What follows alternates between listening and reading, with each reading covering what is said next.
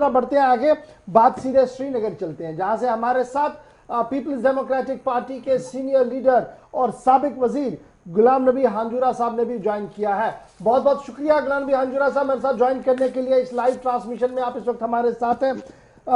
उम्मीद है कि आपके पास भी अपडेट्स आ रहे होंगे कि जिस तरीके का इलेक्शन सुबह से लगातार हम देख रहे हैं, आज 7th फेज की चुनाव वोटिंग हो रही है और ये ब्रिस्क वोटिंग बड़ी चीजें जो है वो साफ कर रही है। लेकिन सबसे पहला सवाल जो आपसे जानना चाहूंगा, पीपल्स डेमोक्रेटिक पार्टी अलायंस को छोड़कर पीडीपी इन चुनावों को कैसे देख रही है और जिस तरीके से अब इतने बड़ी तादाद में लोग बाहर आ रहे हैं, इस मास पार्टिसिपेशन को पॉलिटिकली आप कैसे देख रहे हैं? देखिए, ये अच्छी बात है कि लोग आ रहे हैं, लोग वोट डाल रहे हैं, क्योंकि ये जो इलेक्शन है, डीडीसी का इलेक्शन है, ये सिर्फ डेवलपमेंट के लिए है। डिस्ट्रिक्ट लेवल पर जो डेवलपमेंट हो रही है उसके लिए इलेक्शन है। और मुझे लगता है कि लोग इसमें पार्टिसिपेट इसलिए कर रहे हैं कि वो डेवलपमेंट चाहते हैं और वो चाहते हैं कि ऐसा नुमाइंदा वो चुने जो उनके लिए काम करे। तो हांजुरा साहब, ये नुमाइंदे कौन हो सकते हैं आपकी नजर में, जिनके लिए आज लंबी कतारों में इतनी सर्दी है, बावजूद उसके कई तरह की मुश्किलात और भी है, वादी के अंदर बड़ी तादाद में वोटर्स बाहर आ रहे हैं? देखिए अशफाक साहब, ये कहना तो मुश्किल है, लेकिन ये बात जरूर है कि पीपल्स अलायंस ने इस इलेक्शन में इसलिए हिस्सा लिया कि हम चाहते हैं कि यहाँ जो फिरका परस्त ताकतें हैं उनको बाहर रखा जाए, और इसलिए हमने इसमें हिस्सा लिया है। वरना ये इलेक्शन हमारे लिए कोई मायने नहीं रखते। हमारा एक बड़ा काज है जिसके लिए हम लड़ रहे हैं।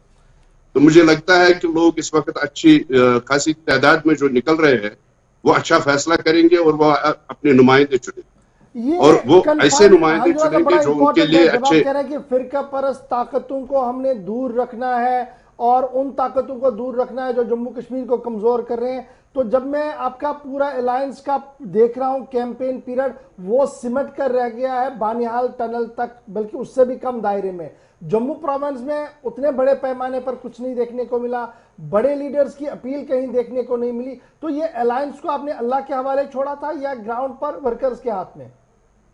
नहीं, देखिए मैं आपको एक बात बताऊंगा कि ये जो डेमोक्रेसी का दावा कर रहे हैं जो हमारी मरकजी सरकार है, वो कहते हैं कि हम डेमोक्रेसी पर यकीन रखते हैं, लेकिन मुझे लगता है कि वो डेमोक्रेसी पर कोई यकीन नहीं रखते हैं। हमारे जो भी लीडर है उनको बाहर नहीं आने दिया जाता है, उनके पास सिक्योरिटी नहीं है, उनको सिक्योरिटी फराहम नहीं की जाती है। तो कैसे वो जाएंगे, कैसे कंपेन करेंगे, ये तो एक बड़ा सवाल। तो मैं इस सवाल में नहीं जाना चाहता हूँ, लेकिन जहां तक बात आपने कही कि बानिहाल तक सिमट कर रह गई है, मुझे ये मैं नहीं मानता हूँ, क्योंकि सारे रियासत जम्मू कश्मीर में हमारी जो पार्टी है या हमारी जो अलायंस है वो हर जगह काम कर रही है, और मुझे लगता है कि लोग इस वक्त फैसला करेंगे वो पीपल्स अलायंस के हक में। लेकिन हांजुरा साहब, आपको नहीं लगता कि अलायंस का मतलब होता है कि हम आएंगी एक दूसरे की हाँ में हाँ मिलाना और आगे बढ़ना? इस अलायंस ने टेक ऑफ ही नहीं किया और बहुत सारी जगहों पर अलायंस वर्सेस अलायंस ही है। अलायंस के पार्टनर्स ही आपस में एक दूसरे के खिलाफ है और खुलकर खिलाफ लड़ रहे हैं, बातें की हैं। देखिए, सीट शेयरिंग का जहां तक मामला है, सीट शेयरिंग हो गई बाज़ाब्ता है। जो जितनी भी जमातें इस अलायंस में हैं उनके दरमियान सीट शेयरिंग हो गई, लेकिन कई एक जगह पे इत्तेफाक नहीं हो सका और वहां पर फ्रेंडली कंटेस्ट हो रहा है। ऐसी कोई बात नहीं है, क्योंकि पीपल्स अलायंस के लिए मैंने पहले ही कहा कि ये इंतखाबात जो है मायने नहीं रखते हैं, बल्कि हमारा एक बड़ा काज है। जो हमारे साथ नाइंसाफी हुई, हम उस नाइंसाफी को दूर करना चाहते हैं, हम अपना हक मांगते हैं और वो हक मांगने के लिए हम आगे आए। लेकिन आपको नहीं लगता कि उस हक को मांगने के लिए आपके किरदार को और मजबूत करती, अगर आप ग्राउंड जीरो पर और मजबूती के साथ लड़ते, आपस में नहीं कैंडिडेट्स को खड़े करते? नहीं, मैं ये बात कर रहा हूं कि सीट शेयरिंग के मामले में जहां भी इख्तिलाफ, कई एक दो जगह पे इख्तिलाफ हो गया तो वहां फ्रेंडली कंटेस्ट हो रहा है, लेकिन आम तौर पे तो हमने पीपल्स अलायंस के कैंडिडेट ही खड़े किए हैं, और मुझे लगता है कि पीपल्स अलायंस के कैंडिडेट्स के हक में लोग वोट देंगे, क्योंकि उनको पता है कि पीपल्स अलायंस किस गर्ज से है।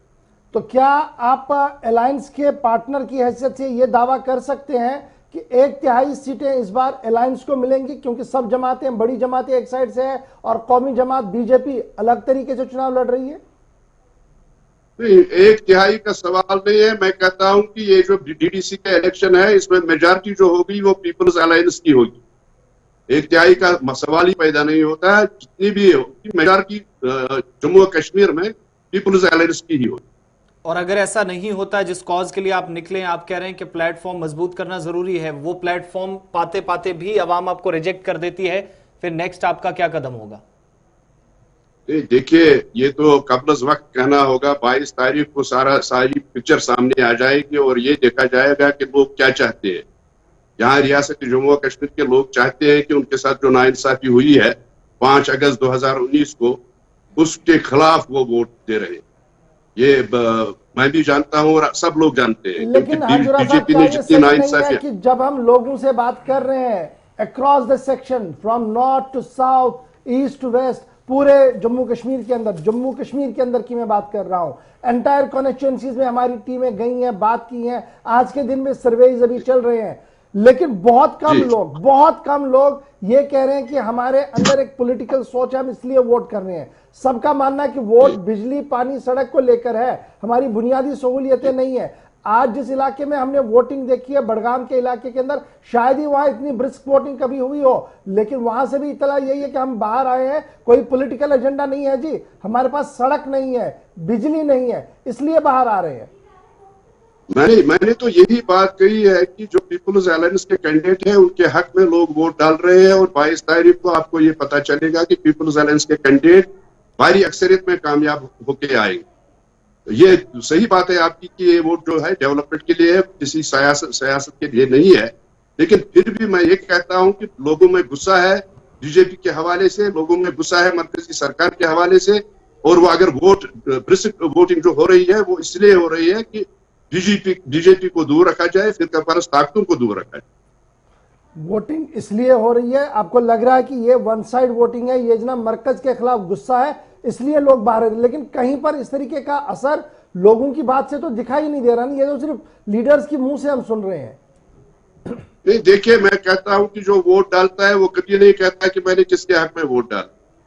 वो वोट डालता है लेकिन वो ये सोचता है कि मेरा वोट जो है पोशीदा रहे। लेकिन बात यह है कि वोट जब 22 तारीख को जब वोट गिने जाएंगे तो ये जरूर मालूम होगा कि उन्होंने किसके हक में वोट डाले और पिक्चर सारी साफ हो जाए। पिक्चर सारी साफ होगी 22 तारीख को। ओवरऑल आप मुतमईन है कि जिस तरीके का निजाम बिल्कुल है, मुतमईन, जिस तरीके से चुनाव चल रहे हैं, आप मुतमईन है, कोई इस तरीके की शिकायत नहीं है? हम बिल्कुल मुतमईन है कि जो लोग बाहर जाते हैं, वोट करने जाते हैं, वो पीपुल्स अलायंस के कैंडिडेट्स के हक में डालते हैं। चलिए, बहुत शुक्रिया जी हमारे साथ ज्वाइन करने के लिए। श्रीनगर से गुलाम नबी लोन हांजुरा साहब, सीनियर लीडर है पीपल्स डेमोक्रेटिक पार्टी के, कह रहे हैं कि गुस्सा एक है, उस गुस्से को लेकर वोट डाला जा रहा है, नंबर 1। नंबर 2, जब आप काउंटिंग करेंगे तो आपको पता लगेगा कि अलायंस के लीडर जीत रहे हैं। और नंबर 3, सीट शेयरिंग पर अलायंस के अंदर कुछ तनाव था, इसलिए फ्रेंडली कंटेस्ट चल रहा है।